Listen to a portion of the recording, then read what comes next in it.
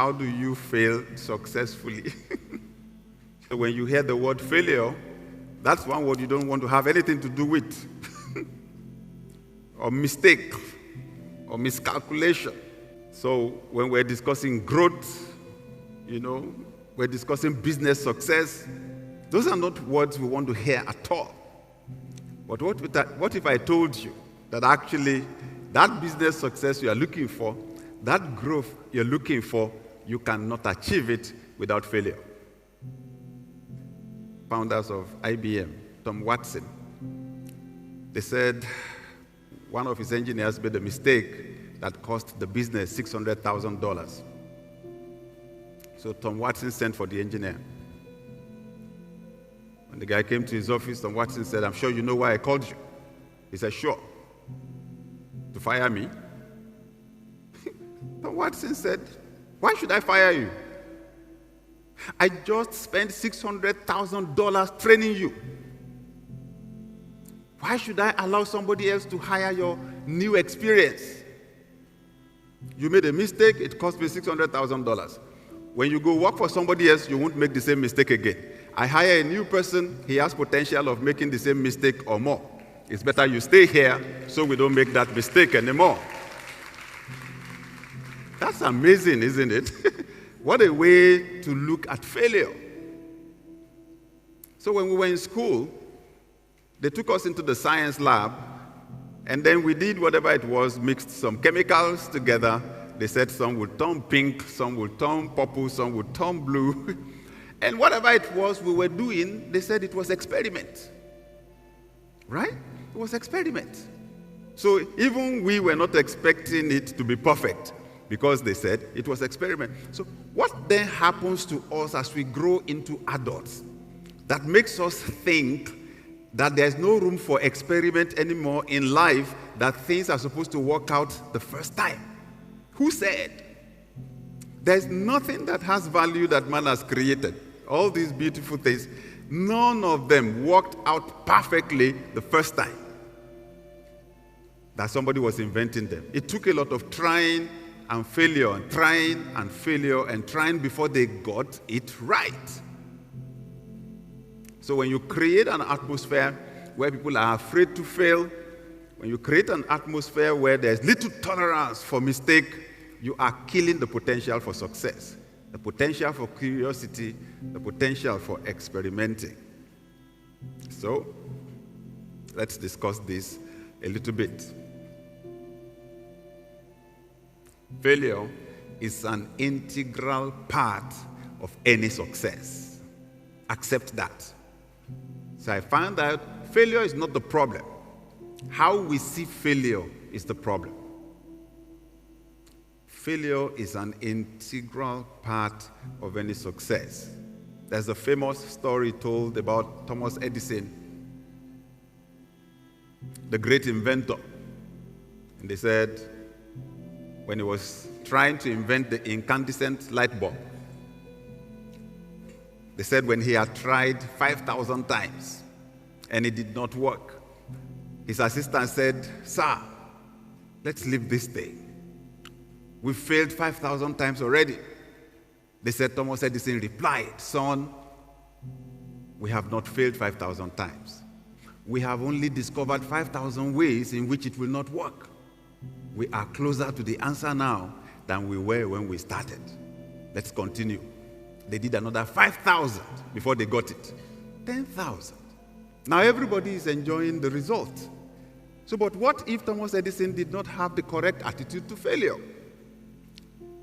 So, failure is actually an integral part of any success. Before the basketballer that you love got to the point where almost every shot is correct, there were thousands and thousands of throws, thousands and thousands.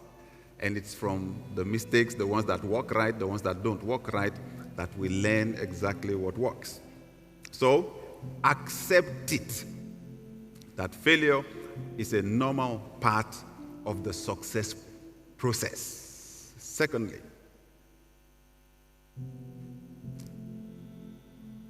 failure is an event never a person. You must separate the two. There's a difference between failure as a person and failure as an event. Failure is an event, never a person. President Barack Obama said, you can't let your failures define you. You have to let your failures teach you.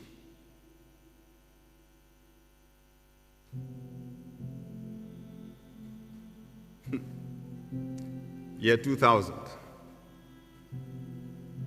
Young lawyer Barack Obama contested for the 1st Congressional District of Illinois. As a state representative, contested against the incumbent and lost gallantly. He lost gallantly because he got only 1/3 of the votes. What if he had convinced himself that he was not called into politics, that it was not his destiny? The amazing thing is the gentleman did not give up. He tried again, won the next time. 8 years after that loss, he became the President of the United States of America. So only God knows how many successes have been buried prematurely because someone gave up just because something did not happen. So the same man, Barack Obama, now says, right? You can't let your failures define you. You have to let your failures teach you.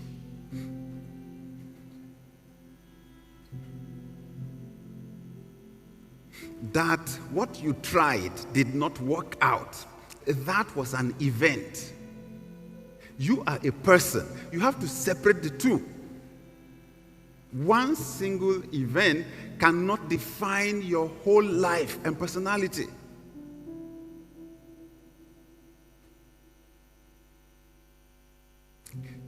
One of the greatest battles you will ever fight in your life is what I call the battle of identity, who you think you are. Once Satan, because I know it is his job, once Satan can get you to believe that you are less than you are, he has you. He's gotten you. And I believe, honestly, that that's one battle that every human being fights. We are wealthy. Satan wants to make us to believe that we are poor. So in this instance, something did not work out. We interpret that into our identity to mean that we're not successful. That's a big mistake. Separate the event from the person. Barack Obama did that. The event did not work out. It was an election. But inside him, he was president, and he kept moving. You know, I mentioned yesterday that one person I mentioned in almost all my messages is Joseph in the Bible. So one day, many years ago, I was reading his story, Genesis 39. The first verse talks about how Joseph was taken as a slave to the slave market in Egypt, and how a military officer called Potiphar bought him, right? Many people read the Joseph story. They don't know that Joseph was not an employee. He was Potiphar's property. Potiphar bought him at the market. He was like a piece of furniture. Then verse 2 of that chapter, Genesis 39, says, and okay, when you read it in the King James Version of the Bible, it says, and Joseph was a prosperous man. That was what I was reading then. I use newer translations now. Some say he was a successful man. But that day, I was reading, I said, and Joseph was a prosperous man. My head just, was like, you said what? I just stopped. I said, somebody is making a mistake here. Verse 1 says that Potiphar bought him in the market. Verse 2 says he was a prosperous man. I said, Lord, it's not adding up. Where did he get the prosperity from? You know that when somebody is a slave, he cannot even have a bank account.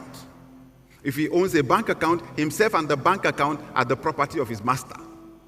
So where did he get the prosperity from? The Spirit of God said, you know I cannot be wrong. So you are the one that has a problem. Read it again. I said, no problem. And Joseph, and he was a prosperous man. I said, is this the same thing? I said, where did he get the prosperity from? The Holy Spirit said, read it again. Just read it slowly. You are going too fast. That's why you are missing it. Read this slowly. I said, okay. And the Lord was with Joseph. And the Holy Spirit said, stop. Because that's where your problem is. I did not say that he had prosperity. I said he was. You are defining him by his current situation.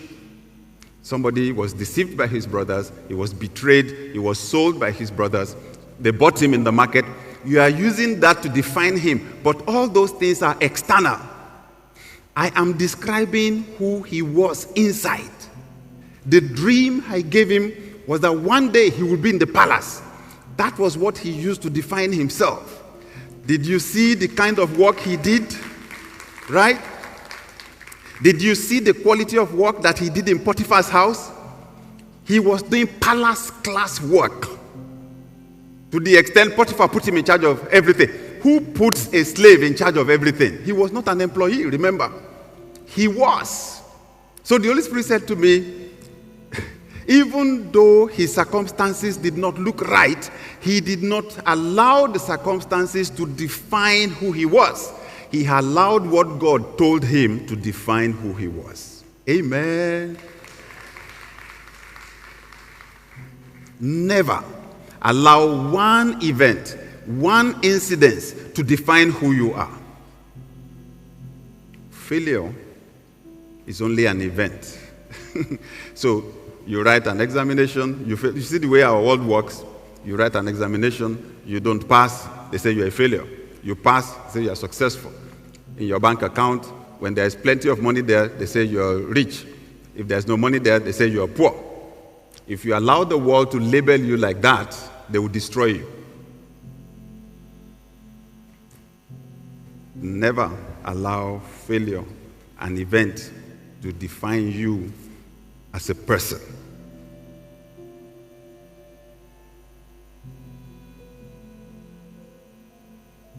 The beautiful thing is that failure actually produces qualities in us that are more permanent, positive qualities.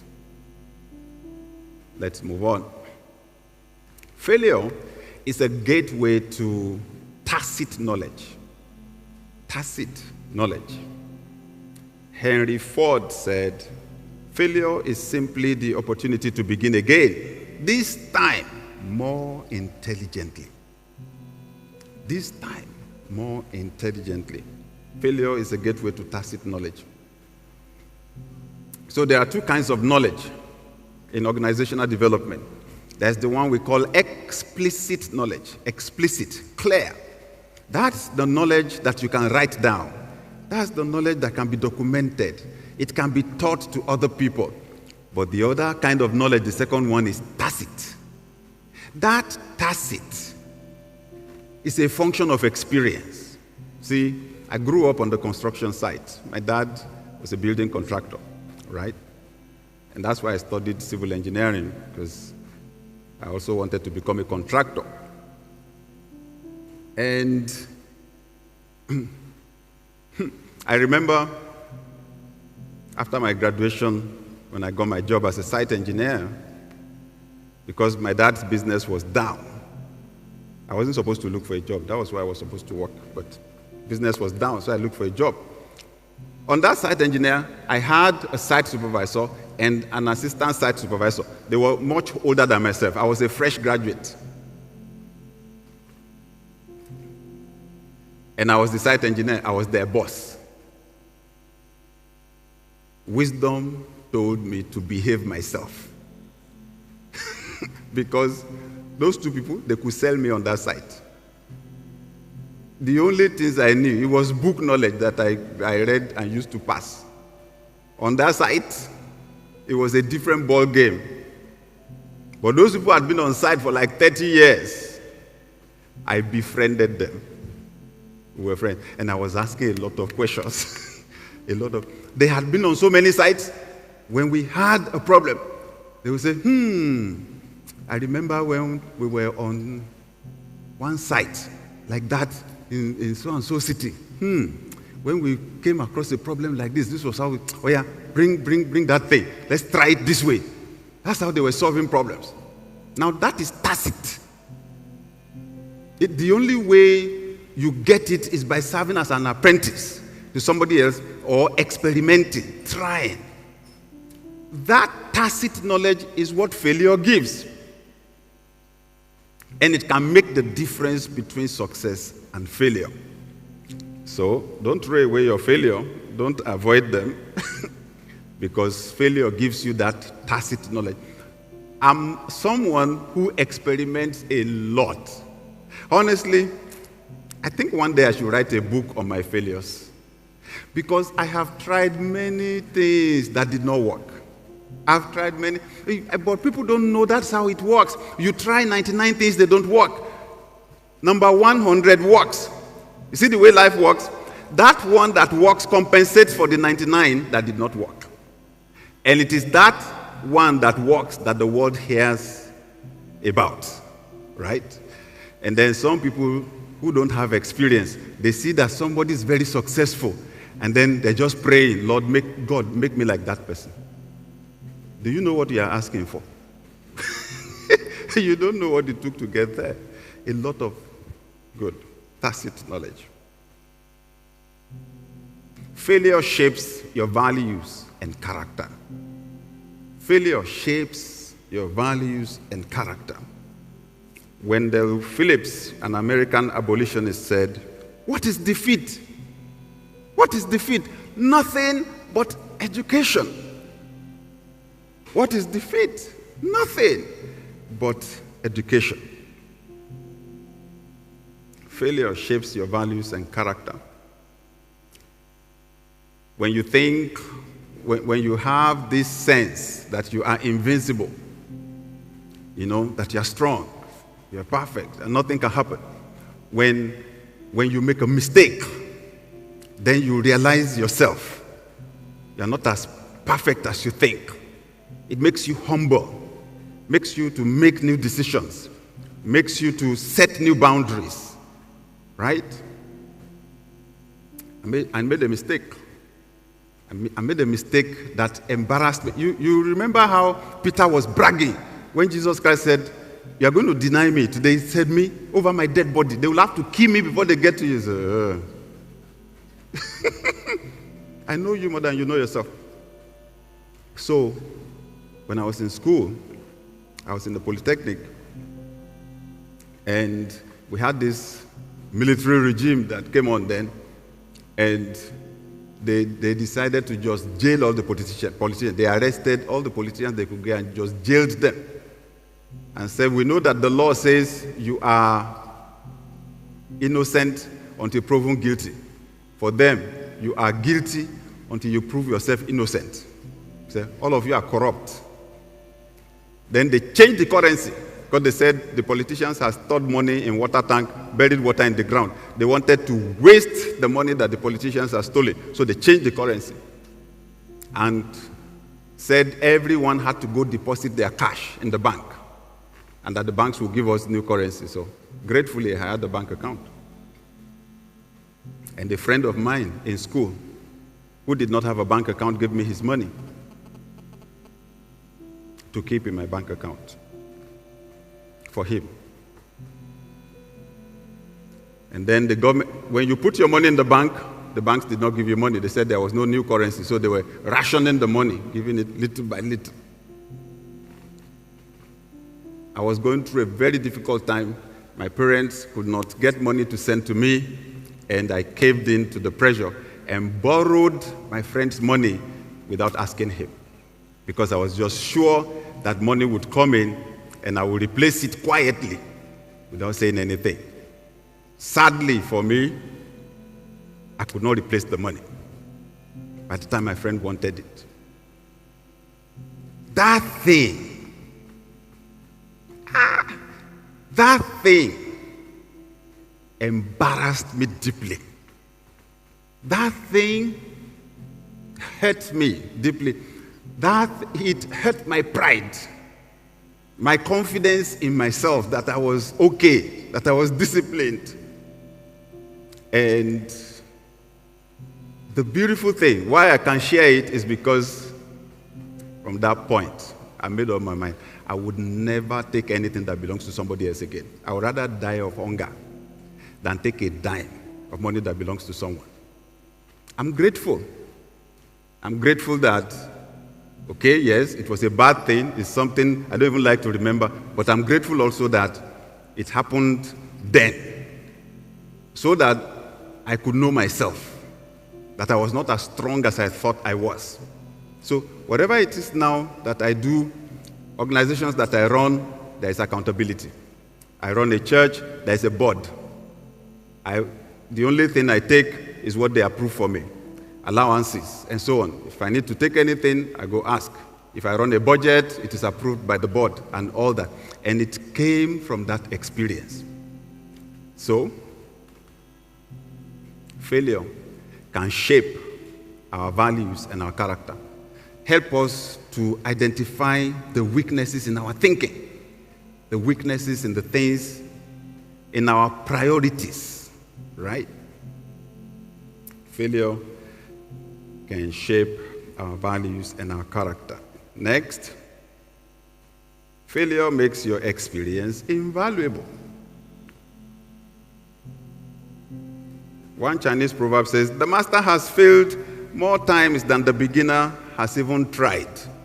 That's what makes you an expert, actually, is the fact that you've tried many times. There are loads of people today who are not sharing their stories. So because I train leaders a lot, especially people in the boardroom, I point out something to them. Especially in this, our Africa. Like we were training the board of a big bank in Nigeria, and I said, look, everybody here is about my age or slightly older. How many of you have written a book? I said, you know what it takes to succeed in this Africa, the challenges, that we face. I said, look at the millions of young people that we have. They have lost hope. They're disillusioned. I said, it's not principles or theories really that will fire them up. Stories. You need to share your stories. But what I have come to realize is actually that most of us underestimate the value of our stories.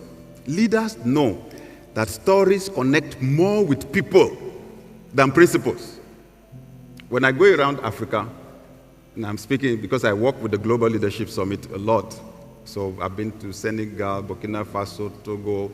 Last year I was in Angola, on the platform of the Global Leadership Summit. So when I'm speaking to fellow Africans, I know in my mind, since they've gotten the introduction, this global consultant, this pastor of a very big church, So I come. When I start talking, I see them, they'll just be looking at me. I know I'm not connecting with them because they're thinking, does this guy understand what we're going through? You know what I do? I just tell them my stories. I just start from when it was difficult for my dad to pay rent. Landlord took him to court. I went with him to the court. I tell them that it is rich people that don't know how to press toothpaste out of the tube. That if you went through what I went through, you won't be wasting toothpaste. We press it from the bottom. We press it gradually. Press it gradually. You press it and make sure the thing is flat. And that when you have pressed everything out, then you use your brush to scrape the rest from the mouth of the tube. Then I tell them, you don't stop there. Then you take a knife and you cut it.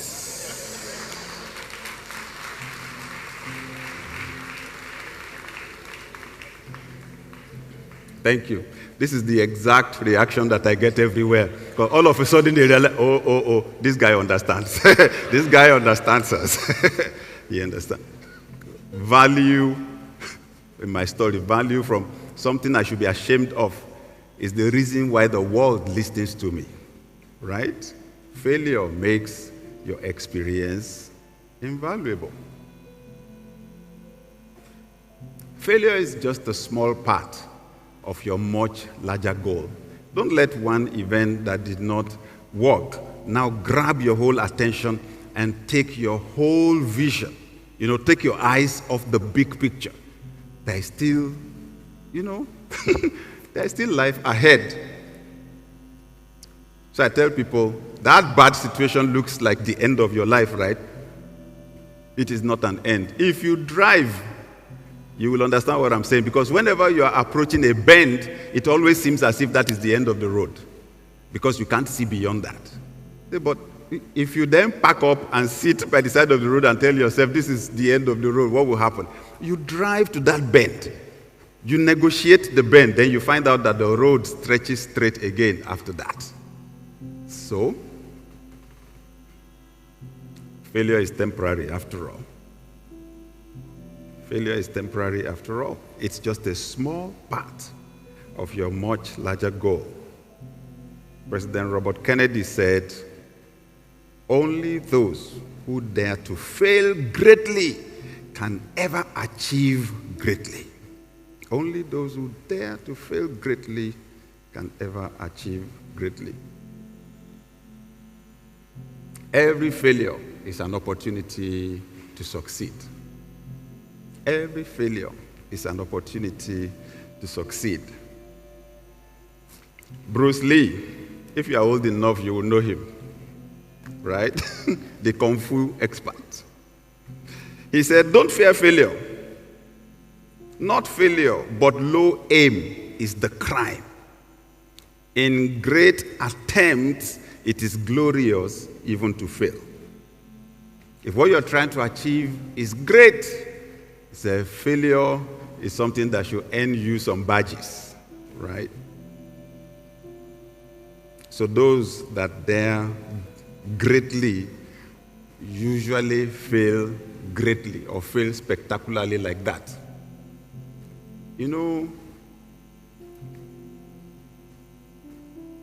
I always imagine in my mind what happened when Jesus Christ died. His disciples were confused. Confused because his death was a spectacular public failure. In fact, his disciples ran away. It did not make sense to them. Someone so powerful, someone who had worked miracles, someone who had pulled big crowds, now sacrificed like chicken, crucified like chicken on a tree, with soldiers nearby taunting him. "You said you are the Son of God. Boss, save yourself. You want to save the whole world. Save yourself now." He was being criticized right there on the cross. Their boss, they ran away. It did not match the picture of success. But Jesus Christ went through it knowing that it was temporary. Maybe one of the benefits of failure is that it helps you to know your real friends and the ones that are not real. Because when the fire falls, it's the real ones that will hang around, right? So, embrace failure as a teacher. Embrace failure as a teacher. I tell people, when they tell me about their failures, I tell them, don't build a monument on that failure. Learn the lessons, forget the detail, move on. Don't build a monument on your failure. I saw a book with a friend many years ago. The title of the book, How to Bounce Back from Failure to Success in 30 Seconds. I said, ha! I said, please, have you almost finished it? He said, please, when you finish it, when you finish, borrow me the book. Ha! How to Bounce Back from Failure to Success in 30 Seconds. My life can change in 30 seconds. I couldn't wait to read the book. And then when I got the book, I read it. The guy said, You can bounce back from failure to success in 30 seconds because that is how long it takes for you to make up your mind to try again.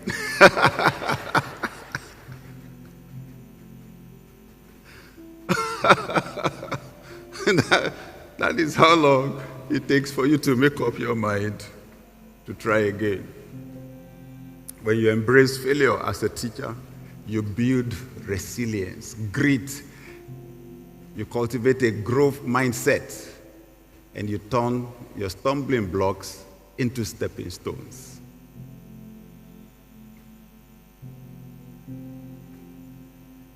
When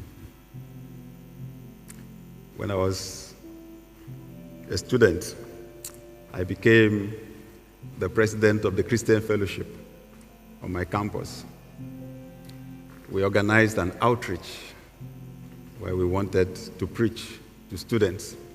So I was looking for something dramatic to do to attract them to the event.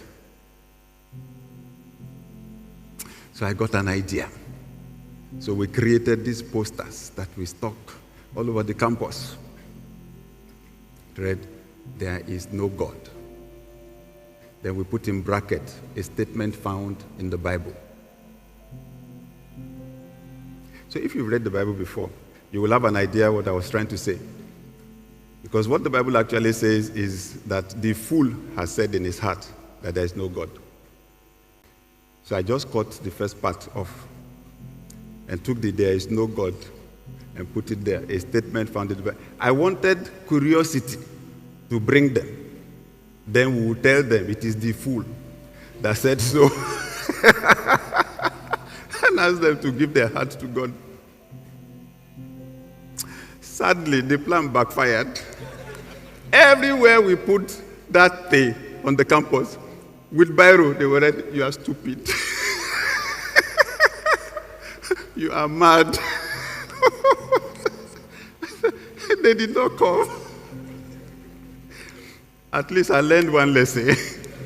You don't have to be over dramatic to get people's attention, right? It's life.